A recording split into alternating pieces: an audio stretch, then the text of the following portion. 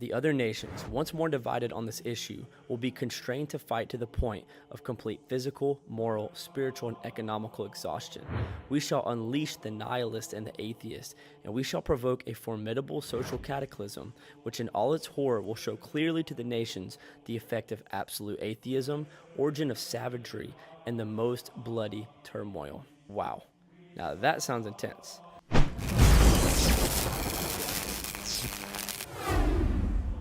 What's up, guys, and welcome back to the channel. Today we're going to be talking about a certain individual that I believe has the key information as to what's going on in Israel. Now, I'm not really going to be going into extreme depths of what's happening over there because you guys already know, but I will be sharing information with you that I guarantee very few of you have heard. About 3 years ago, when I had first started my TikTok journey, I came across the written works of a man named Albert Pike. Albert Pike, according to many historians, was an American author, poet, and lawyer. According to many other sources, Pike was heavily involved in the Freemasons and was a very well-known Luciferian. But we're not here to discuss any of those things about him. We're here to discuss or expose a particular letter or letters that I believe describe exactly what is happening around the world. These letters supposedly predicts World War I, World War II, and World War III. And what's so interesting about this, to me at least, is the fact that it was written in the late 1800s, August 15th, 1871 to be exact, which means that these predictions would have come decades before the actual events took place. But let's skip straight to the World War III prediction because I know that's why you're here. The Third World War, it is said to be the last, by Albert Pike. The Third World War must be fomented by taking advantage of the differences caused by the agency of the Illuminati.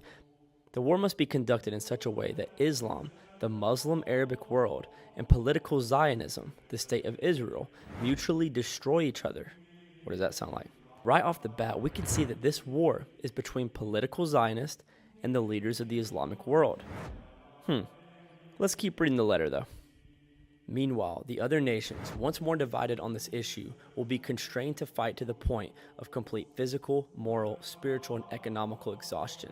We shall unleash the nihilist and the atheist, and we shall provoke a formidable social cataclysm, which in all its horror will show clearly to the nations the effect of absolute atheism, origin of savagery, and the most bloody turmoil. Wow. Now that sounds intense. I think the key words right here is absolute atheism. This kind of reminds me of what Jesus says regarding the end times in Matthew 24. Then they will deliver you up to tribulation and put you to death, and you will be hated by all the nations for my name's sake. And then later on he says, and because lawlessness will be increased, the love of many will grow cold. Maybe this explains the falling away.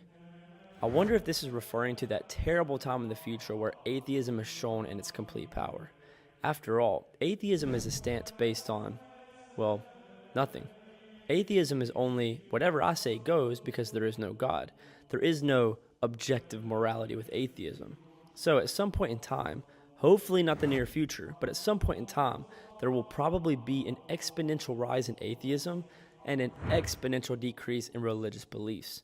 Therefore, the majority of those on the earth will be empowered by the spirit of Satan, the Antichrist, probably ushering in a reign of terror led by atheistic leaders. Christians will probably be delivered unto death and absolutely despised by the world.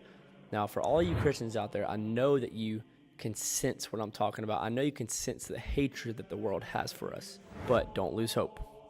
This is not to scare you, but to bring this to your awareness. We know that God has not given us a spirit of fear. I believe that Christians are going to set aside their minor differences and come together as the true body of Christ and become very, very strong. The Bible tells us that to live is Christ and to die is gain. So either way, it's a win-win. The pain we feel here will not even be comparable to the glory we receive in heaven. I know that's easier said than done, but it's just a fact. Let's stay strong in the faith and encourage one another. But anyway, let's continue to read. Then everywhere, the citizens obliged to defend themselves against the world minority of revolutionaries will exterminate those destroyers of civilization, and the multitude disillusioned with Christianity, whose deistic spirits will from that moment be without compass or direction, anxious for an ideal, but without knowing where to render adoration. Now check this out. will receive the true light through the universal manifestation of the pure doctrine of Lucifer brought finally out in public view. Now that should automatically tell you what the motive is right away. Listen to this. It says, will receive the true light through the universal manifestation of the pure doctrine of Lucifer brought finally out in public view. I mean, what a blasphemous thing to say. How can you call what is good evil and what is evil good? Satan is not the light. He literally embodies darkness. He is the complete opposition to Christ. John 3:19-21 says, this is the verdict. Light has come into the world, but people love darkness instead of light because their deeds were evil. Everyone who does evil hates the light and will not come into the light for fear that their deeds will be exposed. I mean, at the end of the day, this is all the atheism or Satanism or anything that opposes Christ really is. But lastly, Pike says in his letters, this manifestation will result from the general reactionary movement which will follow the destruction of Christianity and atheism, both conquered and exterminated at the same time. Now, little does Albert Pike know, but he and his side are going to lose. All enemies of God will be completely destroyed with an eternal fire. Satan's plan will not end in success, but rather complete destruction. Let me read their soon-to-be future. The book of Revelation says, when the 1,000 years are over, Satan will be released from his prison and will go out to deceive the nations in the four corners of the earth, Gog and Magog, and to gather them for battle. In number, they are like the sand on the seashore. They marched across the breadth of the earth and surrounded the camp of God's people, the city that he loves. But fire came down from heaven and devoured them, and the devil who deceived them was thrown into the lake of burning sulfur, where the beast and the false prophet had been thrown. They will be tormented day and night, forever and ever. In conclusion, you can see what the satanic goal of the world really is. It is to eliminate Christ and establish an atheistic reign of power. It may be successful for a little bit, but it will not last. Nothing of Satan lasts. Him and his works again will be destroyed in the unquenchable fire. Come to Jesus while you can. Enter into the rest of the Lord. Have faith and be saved. Jesus wants us to be saved. He wants to love us. He wants us to love him. He wants us to enter into the light.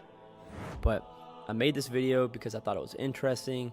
I love stuff like this. I love learning the tactics of the enemy, and I love exposing the darkness for what it truly is. So I hope you all have a great day, and yeah, like and subscribe. Peace.